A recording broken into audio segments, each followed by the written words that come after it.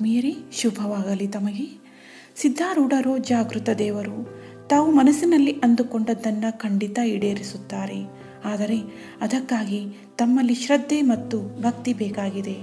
ಆದ್ದರಿಂದ ಸಿದ್ಧಾರೂಢರ ಈ ಚರಿತ್ರೆಯ ಬಗ್ಗೆ ಈ ಒಂದು ವಿಡಿಯೋದಲ್ಲಿ ಹೇಳುತ್ತಿರುವೆನು. ಆತ್ಮೀಯರೇ, ಸಿದ್ಧಾರೂಢರ ಕಥಾಮೃತವನ್ನು ಓದುವುದರಿಂದ ನಾನು ನನ್ನ ಆಸೆಗಳನ್ನೆಲ್ಲ ಈಡೇರಿಸಿಕೊಂಡಿರುವೆನು ಮತ್ತು ನನ್ನ ಜೀವನದಲ್ಲಿ ಶಾಂತಿ ನೆಮ್ಮದಿ ನೆಲೆಸಿದೆ. ಅದೇ ತೆರನಾಗಿ ತಾವೂ ಸಹ ತಮ್ಮ ಆಸೆಗಳನ್ನು ಈಡೇರಿಸಿಕೊಂಡು ನೆಮ್ಮದಿಯ ಜೀವನ ಸಾಗಿಸಬೇಕಾಗಿದೆ. ಅದಕ್ಕಾಗಿ ಅವರ ಮಹಾತ್ಮೆಯನ್ನು ತಿಳಿಯಲೇಬೇಕು. ಆ ಮಹಾತ್ಮೆಯನ್ನು ತಾವು ದಿನನಿತ್ಯ ಪಠಿಸಬೇಕು. ಇಲ್ಲವೇ ಕಥೆಯನ್ನು ಇನ್ನೊಬ್ಬರ ಬಾಯಿಂದ ಕೇಳಿದರೂ ಸಹ ತಾವು ಧನ್ಯರಾಗುತ್ತೀರಿ. ಈ ಒಂದು ಕೆಲಸವನ್ನು ನಾನು ಈ ವಿಡಿಯೋದಲ್ಲಿ ಮಾಡುತ್ತಿರುವೆನು. ತಾವು ಕೆಲಸ ಮಾಡುವಾಗಲೂ ಸಹ ಈ ವಿಡಿಯೋವನ್ನು ಕೇಳುತ್ತಾ ಹೋದರೆ ತಾವು ಮಾಡುವ ಕೆಲಸದ ಜೊತೆಗೆ ದೇವರ ಧ್ಯಾನ ಮಾಡಿದ ಹಾಗೆ ಆಗುತ್ತದೆ. ತಮ್ಮ ಆಸೆಗಳು ಖಂಡಿತ ಈಡೇರುತ್ತವೆ. ಮೊದಲನೇ ಅಧ್ಯಾಯ ಕೇಳುವಾಗ ತಮ್ಮ ಆಸೆಗಳಾಗಲಿ ಅಥವಾ ಯಾವುದೇ ಒಂದು ಸಂಕಲ್ಪವನ್ನು ಮಾಡಿರಿ. ಅದು 56ನೇ ಅಧ್ಯಾಯ ಮುಗಿಯುವುದರೊಳಗಾಗಿ ತಾವು ಮಾಡಿದ ಸಂಕಲ್ಪ ಈಡೇರುತ್ತದೆ. ನಾನು ಮಾಡಿದ ಸಂಕಲ್ಪ ಸಹ ಈಡೇರಿವೆ. ಹಾಗೆಯೇ ತಮ್ಮ ಸಂಕಲ್ಪ ಸಹ ಈಡೇರುತ್ತದೆ ಅನ್ನುವ ಭರವಸೆ ನನಗಿದೆ. ಹಾಗಾದರೆ ದಿನಂಪ್ರತಿ ಒಂದೊಂದು ಅಧ್ಯಾಯಗಳನ್ನು ಕೇಳುತ್ತಾ ಹೋಗೋಣ. ಗ್ರಂಥ ಮಹಾತ್ಮೆ. ಶ್ರೀ ಗಣೇಶಾಯ ನಮಃ. ಶ್ರೀ ಗುರು ಸಿದ್ಧಾರೂಢಾಯ ನಮಃ. 4 ವೇದ, 6 ಶಾಸ್ತ್ರ, 18 ಪುರಾಣ, 28 ದಿವ್ಯ ಆಗಮಗಳ ಸರ್ವಸಾರಭೂತವಾದ ಶ್ರೀ ಸಿದ್ಧ ಪುರುಷನ ಈ ಪವಿತ್ರವಾದ ಚರಿತ್ರೆಯನ್ನು ನಿತ್ಯವೂ ಶ್ರದ್ಧೆಯಿಂದ ಓದುವ, ಕೇಳುವ, ಪೂಜಿಸುವ ಸರ್ವ ಭಕ್ತರಿಗೆ ಧರ್ಮ, ಅರ್ಥ, ಕಾಮ, ಮೋಕ್ಷಗಳು ಸಿದ್ಧಿಸುವವು. ಸರ್ವ ಕಷ್ಟ ನಷ್ಟಗಳು, ಸರ್ವ ಪಾಪತಾಪಗಳು, ಚೋರ, ವೈರಿ, ವಿಷ, ಭೂತಾದಿ ಭೀತಿಗಳು ಬಯಲಾಗಿ ಸರ್ವದಾ ಸಕಲ ಸನ್ಮಂಗಳಿಂದ ಕೂಡಿದ ಸುಖ ಸೌಭಾಗ್ಯಗಳು ಒದಗಿ ಬರುವವು. ಶ್ರೀ ಸಿದ್ಧ ಸದ್ಗುರುವಿನ ಕೃಪಾಪೂರ್ವಕ ಶ್ರವಣ ಮಾಡುವುದರಿಂದ ಶಾಂತಿ, ದಾಂತಿ, ವಿವೇಕ, ಜ್ಞಾನ, ಸದ್ಭಕ್ತಿಗಳು ಸಂಪ್ರಾಪ್ತವಾಗುವು. ನನ್ನ ಆತ್ಮೀಯರಿಗೆಲ್ಲರಿಗೂ ಶುಭವಾಗಲಿ. ಶ್ರೀ ಸಿದ್ಧಾರೂಢ ಕಥಾಮೃತದ 10ನೇ ಅಧ್ಯಾಯವನ್ನು ಈ ದಿನ ಪಠಿಸೋಣ. ಈಗಾಗಲೇ ನಾನು 1ರಿಂದ 9ರವರೆಗೆ ಅಧ್ಯಾಯಗಳನ್ನು ಪಠಿಸಿದ್ದು ಅವುಗಳನ್ನು ನೋಡಿದ್ದೀರಿ ಮತ್ತು ಮನನ ಮಾಡಿಕೊಂಡಿರಿ. ಈ ದಿನ 10ನೇ ಅಧ್ಯಾಯವನ್ನು ನೋಡೋಣ. ಶ್ರೀ ಸಿದ್ಧಾರೂಢ ಭಗವಂತನು ಪ್ರಾಣಿಗಳ ಮೇಲೆ ಬಹು ಕೃಪಾವಂತನಿದ್ದು ಭಕ್ತರಿರಲಿ ಉನ್ಮತ್ತರಿರಲಿ ಭವಸಾಗರದೊಳಗಿಂದ ಅವರನ್ನು ತಾರಿಸಲಿಕ್ಕೆ ಸಿದ್ಧನಾಗಿರುವನು. ಆತನು ಜ್ಞಾನಬೋಧದ ಸಾಗರನಿರುವನು. ಸಂಸಾರ ನದಿಯ ಆಚೆ ದಂಡೆಯಾಗಿಯೂ ಮತ್ತು ಸರ್ವ ಜಗತ್ತಿನ ಆದ್ಯ ಗುರುವಾಗಿಯೂ ಇರುತ್ತಾನೆ. ಆ ಸದ್ಗುರುವಿನ ಚರಿತ್ರವನ್ನು ಶ್ರವಣ ಮಾಡುತ್ತಿರುವಾಗೆ ದೋಷಗಳು ಸರ್ವತ್ರ ನಾಶವಾಗುತ್ತವೆ. ಅನನ್ಯ ಭಾವದಿಂದ ಆತನ ನಾಮವನ್ನು ಸ್ಮರಿಸಿದರೆ ಸಂಸಾರ ವಾರ್ತೆಯೇ ಉಳಿಯಲಾರದು. ಹಿಂದಿನ ಅಧ್ಯಾಯಗಳಲ್ಲಿ ಸಿದ್ಧಗುರುಗಳು ಮಂಗಲಗಿರಿಯ ಮೇಲೆ ಮಾಡಿದ ಅಪೂರ್ವ ಚರಿತ್ರವನ್ನು ಶ್ರೋತಾ ಜನರು ಕೇಳಿರುವರು. ಅನಂತರ ಮಂಗಲಗಿರಿಯಿಂದ ಇಳಿದು ಬರುವಾಗ ಸಿದ್ಧದಯಾಗನರು ಒಂದು ಗುಹೆಯೊಳಗೆ ಸೋಮೇಶ್ವರನೆಂಬ ನಾಮವುಳ್ಳ ಒಬ್ಬ ಬ್ರಾಹ್ಮಣನನ್ನು ಕಂಡರು. ಆತನು ಕುಕ್ಕುಟನಾಥ ಕಲ್ಪ, ಪರ್ವತ ಕಲ್ಪ, ಮೂಲಿಕಾರಸವಾದ ವಶ್ಯಾಕರ್ಷಣಾದಿ ಕ್ಷುದ್ರ ಸಿದ್ಧಿಗಳನ್ನು ಪಠಿಸುತ್ತಿದ್ದನು. ಆ ಬ್ರಾಹ್ಮಣನು ಇಂಥ ಕರ್ಮವನ್ನು ನೋಡಿ ಸಿದ್ಧರು ಅವನ ಮೇಲೆ ದಯುಳ್ಳರಾಗಿ ಇದೇನು ಕರ್ಮ ಮಾಡುವಿ ಎಂದು ಕೇಳಿದರು. ಮತ್ತು ಅಂದದ್ದೇನೆಂದರೆ, ನೀನು ಬ್ರಾಹ್ಮಣ ಯೋನಿಯೊಳಗೆ ಹುಟ್ಟಿ ಈ ಅಯೋಗ್ಯ ಕೆಲಸಗಳನ್ನು ಮಾಡುವುದೋ? ಈ ಕ್ಷುದ್ರ ಕಾರ್ಯಗಳನ್ನು ಮಾಡಿ ವ್ಯರ್ಥವಾಗಿ ಸ್ವಧರ್ಮದಿಂದ ಭ್ರಷ್ಟನಾಗುವಿ. ಕಲ್ಪವೃಕ್ಷವು ಅಂಗಳದಲ್ಲಿರುವಾಗ ಅವನ್ನು ಛೇದಿಸಿ ಕಂಟಕ ವೃಕ್ಷವನ್ನು ಹಚ್ಚಿದವನು ಸರ್ವಥಾ ನಿಂದೆಗೆ ಪಾತ್ರನಾಗುವನು. ಇಂಥ ಶಾಸ್ತ್ರಗಳನ್ನು ಪಠಿಸಿದರೂ ಪೂರ್ವ ಪುಣ್ಯದ ಸಂಚಯ ಇದ್ದ ವಿನಃ ಇವು ಸಿದ್ಧಿಸಲಾರವು. ಈ ಹೇತುವಿನಿಂದಾದರೂ ಪುಣ್ಯ ಮಾಡಲಿ ಎಂದು ಇವು ಬರೆದಿರುತ್ತವೆ. ಪುಣ್ಯ ಕರ್ಮದ ಆಚರಣೆಯಿಂದ ಶ್ರೌತ ಸ್ಮಾರ್ತ ಕರ್ಮಗಳನ್ನು ಮಾಡುವವರು ದೇಹಪಾತವಾದ ಮೇಲೆ ಪುಣ್ಯ ಲೋಕಕ್ಕೆ ಹೋಗಿ ಅಲ್ಲಿ ಕೆಲವು ಕಾಲ ಸುಖವನ್ನು ಅನುಭವಿಸಿ ಪುಣ್ಯಕ್ಷಯವಾದ ಕೂಡಲೇ ಈ ಲೋಕಕ್ಕೆ ಪುನಃ ಬರುವರು. ಅವರಿಗೆ ಸಹ ಈ ಜನ್ಮ ಮರಣರೂಪ ದುಃಖ ತಪ್ಪುವುದಿಲ್ಲ. ಹೀಗಿರುವಾಗ ಇಂಥ ಪಾಪಕರ್ಮಗಳನ್ನು ಮಾಡುವವನಿಗೆ ಸುಖವು ಹೇಗೆ ಸಿಕ್ಕೀತು? ಈ ಕರ್ಮಗಳಿಂದ ನೀನು ಮುಂದೆ ನಿಶ್ಚಯವಾಗಿ ನರಕಕ್ಕೆ ಗುರಿಯಾಗುತ್ತಿ ಎಂದು ಹೇಳಿದ್ದು ಕೇಳಿ ಆ ಬ್ರಾಹ್ಮಣನು ವಿಚಾರಯುಕ್ತನಾಗಿ, ಏ ಮಹಾತ್ಮರೇ, ನಾನು ಮೂಢಮತಿ ಇದ್ದು ಈ ಶಾಸ್ತ್ರಗಳ ದುಸ್ಥಿತಿಯನ್ನು ತಿಳಿಯಲಿಲ್ಲ ಎಂದು ಅಂದದ್ದಕ್ಕೆ ಸಿದ್ಧಗುರುಗಳು, ಹೇ ಬ್ರಾಹ್ಮಣನೇ, ಗುರುವನ್ನು ಪರೀಕ್ಷಿಸದೆ ಆತನನ್ನು ಶರಣು ಹೋದದ್ದು ತಪ್ಪು ನಿನ್ನದೇ ಅದೇ ಎಂದು ನುಡಿಯಲು ಆ ಬ್ರಾಹ್ಮಣನು, ಈಗ ಈ ದೋಷ ಪರಿಹಾರ್ಥವಾಗಿ ನಾನು ಏನು ಪ್ರಾಯಶ್ಚಿತ್ತ ಮಾಡಿಕೊಳ್ಳಲಿ ಎಂದು ಕೇಳಿದನು. ಆಗ ಸಿದ್ಧಾರೂಢರು, ನೀನು ಈ ಪ್ರಾಯಶ್ಚಿತ್ತಾರ್ಥವಾಗಿ ನಿತ್ಯ ಗಾಯತ್ರಿ ಮಂತ್ರವನ್ನು 24,000 ಸರ್ತಿ ಜಪಿಸಬೇಕು. ಈ ಪ್ರಕಾರ ನಿತ್ಯ ಜಪಿಸಿದೆ ಎಂದರೆ ನೀನು ಚಿತ್ತಶುದ್ಧಿಯನ್ನು ಹೊಂದಿ ಸ್ವರೂಪಾನಂದವನ್ನು ಪಡಕೊಳ್ಳುವಿ ಎಂದು ನುಡಿದರು. ಆಗ ಆ ಬ್ರಾಹ್ಮಣನು ಸದ್ಗುರು ವಚನಕ್ಕನುಸರಿಸಿ ಆ ಪುಸ್ತಕಗಳನ್ನು ವಿಸರ್ಜಿಸಿ ಆಮೇಲೆ ಸಿದ್ಧರಿಗೆ ನಮಸ್ಕಾರ ಮಾಡಿ ಸ್ವಸ್ಥಾನಕ್ಕೆ ತೆರಳಿದನು. ಸದ್ಗುರುಗಳಾದರೂ ಅಲ್ಲಿಂದ ಹೊರಟು ಗ್ರಾಮ ನಗರಾದಿಗಳನ್ನು ನೋಡುತ್ತಾ ಕಷ್ಟ ಸುಖಗಳನ್ನು ಸಹನ ಮಾಡುತ್ತಾ ಆದವಾನಿ ಪಟ್ಟಣಕ್ಕೆ ಬಂದರು. ಅಲ್ಲಿ ಒಂದು ಗುಡ್ಡದ ಮೇಲೆ ಬಾಳೆಕೊಳವೆಂಬ ಸ್ಥಾನದಲ್ಲಿ ಮಹಾ ಸತ್ಪುರುಷರೆಲ್ಲ ಕೂಡಿರುವರು. ಆ ಸ್ಥಾನಕ್ಕೆ ಅವಧೂತರು ಪ್ರಾಪ್ತರಾದರು. ಅಲ್ಲಿ ಸಿದ್ಧನಾಥರು 3 ತಿಂಗಳ ಇದ್ದು ನಿತ್ಯ ಬ್ರಹ್ಮ ಜಿಜ್ಞಾಸೆಯನ್ನು ನಡೆಸುತ್ತಾ ಮುಮುಕ್ಷುಗಳ ಸಂಶಯ ದೋಷಗಳನ್ನು ಆನಂದದಿಂದ ಪರಿಹರಿಸುತ್ತಿದ್ದರು. ಒಂದು ದಿವಸ ಸಿದ್ಧಾರೂಢರನ್ನ ಕುರಿತು ಒಬ್ಬ ಶಿಷ್ಯನು, ನಾನು ಎಂದು ಪ್ರತ್ಯಕ್ಷ ಈ ದೇಹಕ್ಕೆ ಅನ್ನುತ್ತಿರುವಾಗ ಆತ್ಮವೆಂದು ಈ ದೇಹಕ್ಕೆ ಅನ್ನಬೇಕಲ್ಲವೇ, ಮತ್ಯಾವದಕ್ಕೆ ಅನ್ನಬೇಕು ಎಂದು ಪ್ರಶ್ನೆ ಮಾಡಲು ಸಿದ್ಧರು ಅನ್ನುತ್ತಾರೆ, ಈ ದೇಹವು ಸಂಪೂರ್ಣಮಯವಾಗಿ ಧಾತುಮಯವಿರುವುದು. ಆ ಧಾತುಗಳಾದರೂ ಅನ್ನದ ಪರಿಣಾಮವಿರುವವು. ಆದ್ದರಿಂದ ಈ ಶರೀರಕ್ಕೆ ಅನ್ನಮಯ ಶರೀರವೆನ್ನುತ್ತಾರೆ. ಶ್ಲೋಕ: ಪಂಚಾತ್ಮಕಂ ಪಂಚಸುವರ್ತಮಾನಂ ಷಡಾಶ್ರಯಂ ಷಡ್ಗುಣಯೋಗಮುಕ್ತಂ ತಂ ಸಪ್ತಧಾತುಂ ತ್ರಿಮಲಂ ತ್ರಿಯೋನಿಂ ಚತುರ್ವಿ ದಾಹಾರಾಮಯಂ ಶರೀರಂ. ಈ ಪ್ರಕಾರವಿರುವ ಈ ಶರೀರದೊಳಗಣ ತತ್ವಗಳನ್ನು ತನಗೆ ಪ್ರತ್ಯೇಕವಾಗಿ ನೋಡುವವನೇ ಚೈತನ್ಯಾತ್ಮನಾದ ಅಶರೀರ ಬ್ರಹ್ಮಸ್ವರೂಪನು. ಆ ಬ್ರಹ್ಮವನ್ನೇ ನಿರಂತರ ಲಕ್ಷಿಸಬೇಕು ಎಂದು ಹೇಗೆ ಮಾಡಬೇಕು ಎಂದು ಕೇಳುವಿಯಾದರೆ ಹೇಳುತ್ತೇನೆ ಕೇಳು. ಪೃಥ್ವಿವ್ಯಾಪ ತೇಜ ವಾಯು ಆಕಾಶ ಮತ್ತು ಈ ಪಂಚಭೂತಗಳಿಂದಲೇ ವ್ಯವಹಾರವೆಲ್ಲ ನುಡಿಯುತ್ತಿರಬೇಕು ಎಂದು ಪರಮಾತ್ಮನು ಏನು ಮಾಡಿದನೆಂದರೆ, ಪ್ರತಿ ಒಂದು ಭೂತದ 2 ಭಾಗ ಮಾಡಿ ಪ್ರಥಮ ಭಾಗ ಆಶ್ರಯಕ್ಕೆ ಇಟ್ಟು 2ನೇ ಭಾಗದ 4 ಅಂಶಗಳನ್ನು ಮಾಡಿ ಒಂದೊಂದನ್ನು ಇತರ ಭೂತಗಳ ಆಶ್ರಯಕ್ಕೆ ಭಾಗಕ್ಕೆ ಸೇರಿಸಿಬಿಟ್ಟನು. ಇತರ ಭೂತಗಳ ಪಾದಾಂಶ ತಕ್ಕೊಂಡು ಪ್ರತಿಯೊಂದು ಭೂತವು 5 ಭಾಗವುಳ್ಳದ್ದಾಗಿ ಹೀಗೆ 25 ತತ್ವಗಳಾದವು. ಈ ಎಲ್ಲ ತತ್ವಗಳು ಕೂಡಿ ಈ ದೇಹವಾಯಿತು. ಆದರೆ ಈ ದೇಹವು ಚಲನರಹಿತವಾಯಿತು. ಇದನ್ನು ನೋಡಿ ಪರಮಾತ್ಮನು, ಇದು ಜಡವಾಗಿದೆ, ನನ್ನ ಹೊರತು ಇದು ಚಲನವಾಗಲಾರದು ಎಂದು ತಿಳಿದು ಕಪಾಳವನ್ನು ಭೇದಿಸಿ ಜೀವರೂಪದಿಂದ ದೇಹದಲ್ಲಿ ಪ್ರವೇಶಿಸಿದನು. ಅಲ್ಲಿ ಶರೀರದ ಅಭಿಮಾನವನ್ನು ಹಿಡಿದು ಸ್ಥೂಲ ಭೋಗಗಳನ್ನು ಭೋಗಿಸಿ ಸಂಸಾರಯುಕ್ತನಾದನು. ಆಮೇಲೆ ಸ್ವಪ್ನದಲ್ಲಿ ಸೂಕ್ಷ್ಮ ಶರೀರದಿಂದ ಅವುಗಳನ್ನು ಭೋಗಿಸಿ ಅದು ಲಯವಾದ ಕೂಡಲೇ ಸುಷುಪ್ತಿಯೊಳಗೆ ಹೋಗಿ ಆನಂದಮಯವನಾಗುವನು.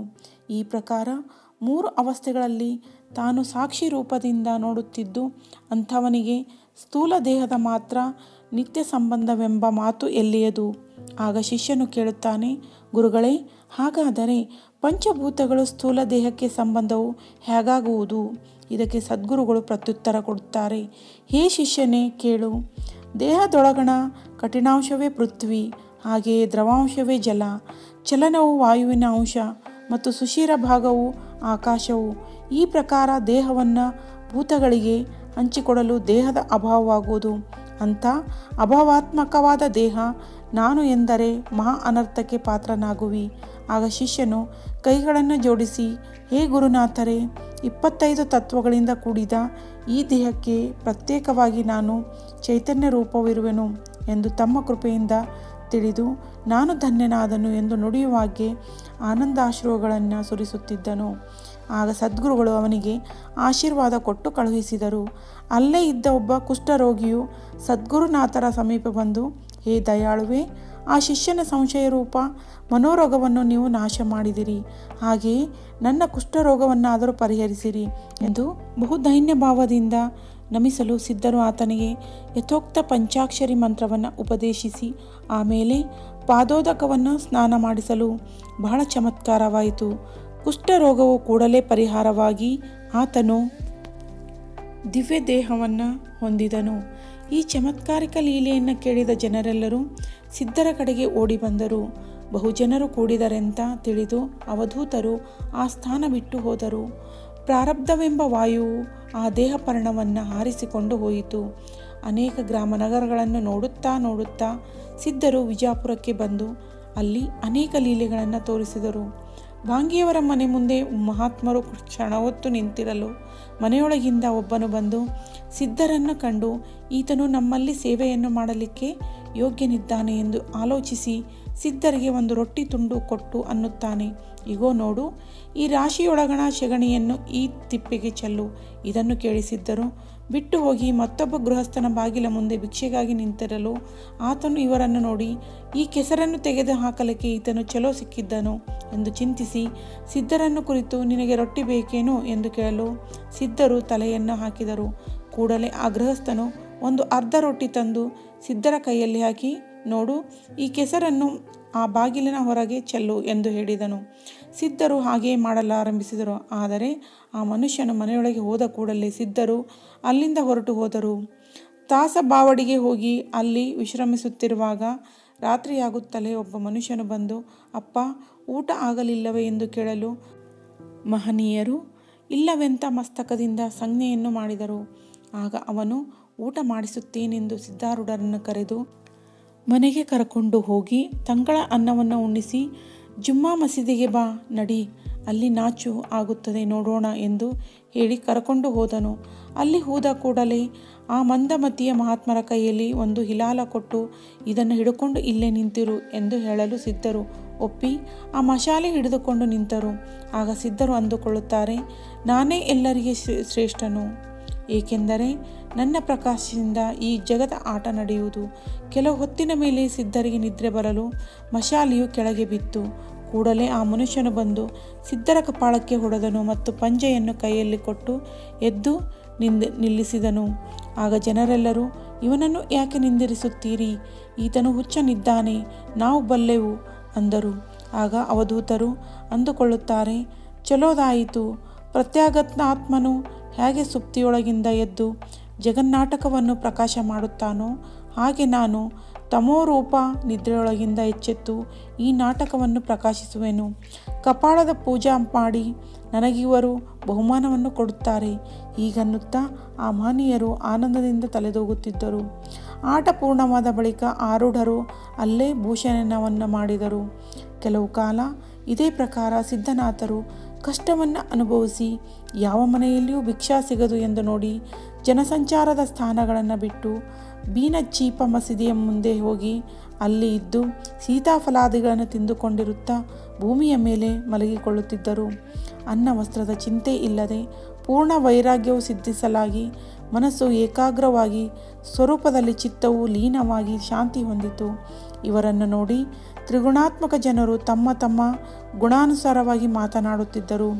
ವರ್ಣನಿಷ್ಠರಾದ ಭ್ರಾಂತ ಜನರು ಈತನು ಚಾಂಡಾಲ ನಿರುವನೆನ್ನುವರು, ರಾಜಸ ಗುಣದವರು ಇವನು ಹುಚ್ಚ ನಿರುವನು ಎಂದು ನುಡಿಯುವರು. ಆದರೆ ಸತ್ಯಗುಣಯುಕ್ತರಾದ ಸ್ತ್ರೀಯರು ಈತನ ಪ್ರಾರಬ್ಧವು ದುರ್ಧರವದೇ ಜನರ ಸಂಘವನ್ನು ತ್ಯಾಗ ಮಾಡಿಸಿ ಅನ್ನ ಕೊಡದೆ ಇವನನ್ನು ವನದೊಳಗೆ ತಿರುಗಾಡಿಸುತ್ತದೆ. ಕರ್ಮದ ಕಾರ್ಯವು ಗಹನವಾದದ್ದು, ನಮ್ಮಿಂದ ತಿಳಿಯಲಾಗದು ಎಂದು ಭಾಷಣ ಮಾಡುತ್ತಿದ್ದರು. ಈ ಸ್ತ್ರೀಯರ ಮಾತುಗಳನ್ನು ಕೇಳಿ ಸಹನಶೀಲರಾದ ಸಿದ್ಧರು ಈ ಕೆಳಗಿನ ಅನುಭವವನ್ನು ನೆನಪು ಮಾಡುತ್ತಾರೆ. ಶ್ರೀಶೈಲದ ಪೂರ್ವ ದಿಕ್ಕಿನಲ್ಲಿ ಬದ್ವೇಲಿ ಎಂಬ ಗ್ರಾಮವಿರುವುದು. ಆ ಗ್ರಾಮದೊಳಗೆ ಒಂದು ದೇವಾಲಯದಲ್ಲಿ ಮಹಾತ್ಮರು ಕೂತಿರುವಾಗ ಒಬ್ಬ ತಳವಾರನು ಬಂದು ಸಿದ್ಧರನ್ನು ಕುರಿತು, ನೀನು ಯಾರಿದ್ದಿ, ನಿಶ್ಚಯವಾಗಿ ಹೇಳು ಎಂದು ಕೇಳಲು ಲೌಕಿಕ ಭಾಷಣವನ್ನು ಮಾಡದಿರುವ ಸಿದ್ಧರು ಏನೊಂದೂ ಉತ್ತರ ಕೊಡದೆ ಸುಮ್ಮನಿದ್ದುದನ್ನು ನೋಡಿ ಆ ತಳವಾರನು ಸಿಟ್ಟಿಗೆದ್ದು ಒಂದು ಏಟು ಒದ್ದು ಮಹಾತ್ಮರು ಕೈ ಹಿಡಿದು ದರದರನೆ ಎಳೆದು ಚಾವಡಿಗೆ ಕರೆದುಕೊಂಡು ಹೋದನು ಮತ್ತು ಕೋತವಾಲನಿಗೆ ಹೇಳಿ ಕತ್ತಲೆಯ ಕೊಠಡಿಯೊಳಗೆ ಹಾಕಿ ಕೋತವಾಲನು 2ನೇ ಗ್ರಾಮಕ್ಕೆ ಹೋಗಿರಲು 3 ದಿನಗಳವರೆಗೆ ಸಿದ್ಧರು ಕೈದಿನೊಳಗೆ ಉಪವಾಸ ಬಿದ್ದಿದ್ದರು. ಕೋತವಾಲನು 4ನೇ ದಿನ ತಿರುಗಿ ಬರಲು ತಳವಾರನು ಆತನಿಗೆ ನೆನಪು ಮಾಡಿದಾಕ್ಷಣ ಮಹಾತ್ಮರನ್ನು ಹೊರಕ್ಕೆ ತರಲಿಕ್ಕೆ ಆಜ್ಞೆ ಕೊಟ್ಟನು. ಅಶಕ್ತರಾದ ಸಿದ್ಧ ಮುನಿಗಳನ್ನು ಇಬ್ಬರು ಹಿಡಿದು ಹೊರಕ್ಕೆ ತರಲು ಕೋತವಾಲನು, ನೀನು ಯಾರು ಇದ್ದೀ, ಯಾವ ಊರವನು ಎಂದು ಕೇಳಲು ಸಿದ್ಧರು ಉತ್ತರ ಕೊಡದಿರಲು ಕೋತವಾಲನ ಸಮೀಪ ಬಂದು ಕೇಳಿದನು. ಆದರೂ ಸಿದ್ಧನಾಥರು ಮಾತನಾಡದಿರಲು ಕೋತವಾಲನು ಆತನ ಮೈ ಬಹಳ ನಾರುತ್ತದೆ, ಚಲೋದಾಗಿ 4 ಏಟು ಹೊಡೆದರೆ ಕೂಡಲೇ ಮಾತು ಹೊರಡುವು ಎಂದು ತಳವಾರರಿಗೆ ಅಪ್ಪಣೆ ಕೊಡಲು ಇಬ್ಬರೂ ಕೂಡಿ ಸಿದ್ಧ ಗುರುಗಳಿಗೆ 11 ಏಟು ಹೊಡೆದರು. ಪ್ರತಿಯೊಂದು ಏಟಿಗೆ ಶಿವಾರ್ಪಣ ಮಸ್ತು ಎಂದು ಸಿದ್ಧರು ನುಡಿಯುತ್ತಿರಲು ಒಬ್ಬ ಬ್ರಾಹ್ಮಣನು ಇದನ್ನು ಕಂಡು ಸಿದ್ಧಾರೂಢರ ಶಾಂತಿ ಕಲೆಯನ್ನು ನೋಡಿ, ಈತನು ಮಹಾತ್ಮನಿರುವನು, ಇವನನ್ನು ಬಿಟ್ಟು ಬಿಡಿರಿ, ನಾನು ಮನೆಗೆ ಕರೆದುಕೊಂಡು ಹೋಗುವೆನು ಎಂದು ಕೋತವಾಲನಿಗೆ ಹೇಳಲು ಆತನು ಸಿದ್ಧರನ್ನು ಬಿಟ್ಟುಕೊಟ್ಟನು. ಆ ಬ್ರಾಹ್ಮಣನು ಸಿದ್ಧರನ್ನು ತನ್ನ ಗೃಹಕ್ಕೆ ಕರೆದುಕೊಂಡು ಹೋಗಿ ಪ್ರೇಮದಿಂದ ಅಭ್ಯಂಗ ಸ್ನಾನವನ್ನು ಮಾಡಿಸಿ ಭೋಜನವನ್ನು ಮಾಡಿಸಿದನು. ಈ ಪ್ರಕಾರ 15 ದಿವಸ ತನಕ ಮಹಾತ್ಮರನ್ನು ರಕ್ಷಿಸಿದನು. ಗ್ರಾಮದ ಜನರೆಲ್ಲರೂ ಆ ಬ್ರಾಹ್ಮಣನ ಮನೆಗೆ ಬಂದು ಸಿದ್ಧ ಗುರುಗಳ ದರ್ಶನವನ್ನು ತಕ್ಕೊಂಡು ಅವರ ಮುಖದಿಂದ ಬರುವ ವೇದಾಂತ ಭಾಷಣವನ್ನು ಕೇಳಿ ತೃಪ್ತಿ ಹೊಂದುತ್ತಿದ್ದರು. ವಿಜಾಪುರದಲ್ಲಿ ಅರಣ್ಯದೊಳಗೆ ಸಿದ್ಧಯತಿಗಳು ಇರುತ್ತಿರುವಾಗ ಸ್ತ್ರೀಯರು ಅಂದ ಮಾತುಗಳನ್ನು ಕೇಳಿದಾಗ ಈ ದುಃಖದ ಅನುಭವವನ್ನು ಸ್ಮರಿಸಿ ಸಿದ್ಧರು ಅಂದುಕೊಳ್ಳುತ್ತಾರೆ, ಇಲ್ಲಿಯ ಕಷ್ಟಗಳು ಅದಕ್ಕಿಂತ ಎಷ್ಟೋ ಲೇಸು.